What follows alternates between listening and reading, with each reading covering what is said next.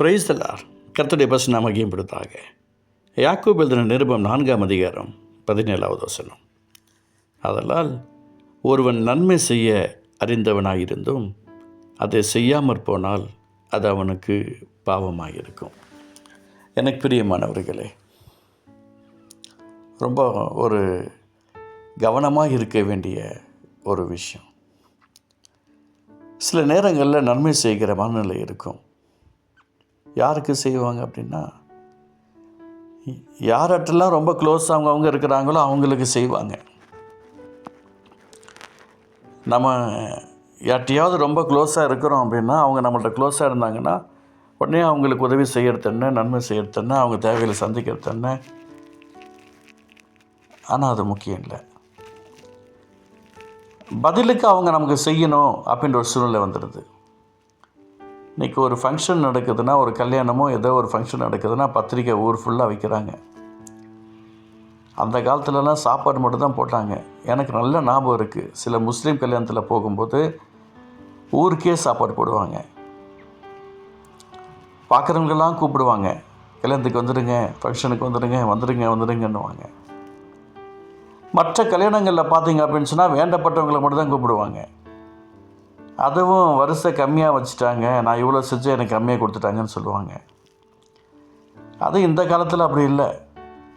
பத்திரிக்கைன்னு ஒன்று வச்சுட்டா போதும், அதுக்கு 101 இப்போ வச்சா யாரும் மதிக்கிறது கிடையாது.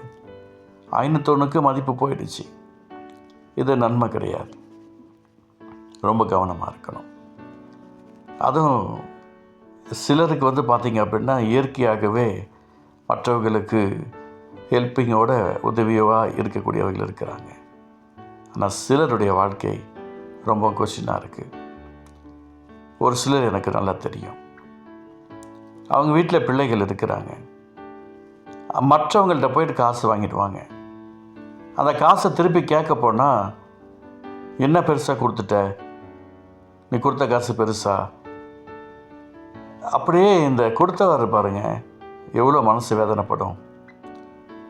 இனி யாருக்குமே கொடுக்கக்கூடாதுன்ற மனநிலை அவங்க தள்ளப்பட்டுடுறாங்க. யாரோ ஒருவர் செய்கிற தவறு மற்ற உண்மையாக இருக்க வேண்டியவர்களை கூட அந்த ஆசிரியர்கள் இல்லாமல் போய்விடுகிறது. எனக்கு பிரியமானவர்களே, அதான் இந்த இடத்துல ஆண்டவர் சொல்லுகிறார், ஒருவன் நன்மை செய்ய அறிந்தவனாக இருந்தும் அதை செய்யாமற் போனால் அது அவனுக்கு பாவமாக இருக்கும். நான் உங்களுக்கு சொல்கிறேன் இயேசுவின் நாமத்தினால. அதனால தான் அநேக இடங்களில் பார்த்தீங்க அப்படின்னா ஹாஸ்பிட்டல் மினிஸ்ட்ரின்னு ஒன்று வைக்கிறாங்க. ஜனங்களுடைய இருதயம் உதவி செய்கிற மனப்பக்குவம் கொடுக்கணும்னு சொல்லி. நான் பொதுவாகவே எங்கேயா போனோம் அப்படின்னா சாப்பாடு எக்ஸ்ட்ரா இருந்துச்சுன்னா எடுத்துகிட்டு போயிடுவேன். போகிற வேலை யாராவது கொடுத்துட்டு போயிடுவேன். ஏதாவது உதவிகள் இருந்துச்சுன்னா டக்குன்னு என்னால் முடிஞ்சதை செஞ்சுட்டு போயிட்டே கிடப்பேன்.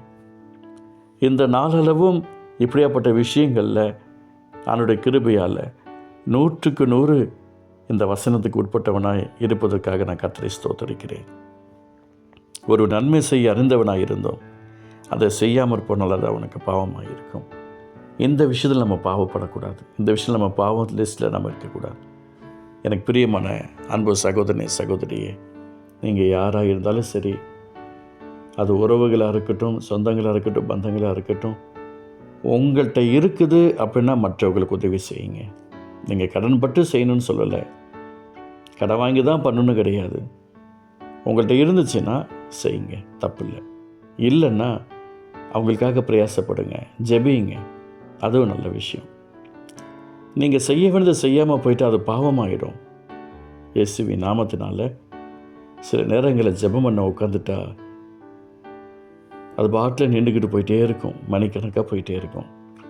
நினச்சி அது பாட்டில் அந்நிய பாஷை பேசி ஸ்தோத்திரம் பண்ணி ஒவ்வொருத்தருக்காக ஜெபிக்கிற ஒரு கிருபையை கர்த்தர் வச்சிருக்கிறதுனால ஜெபிக்க முடியாத ஒரு வாய்ப்பு கொடுக்குறேன்.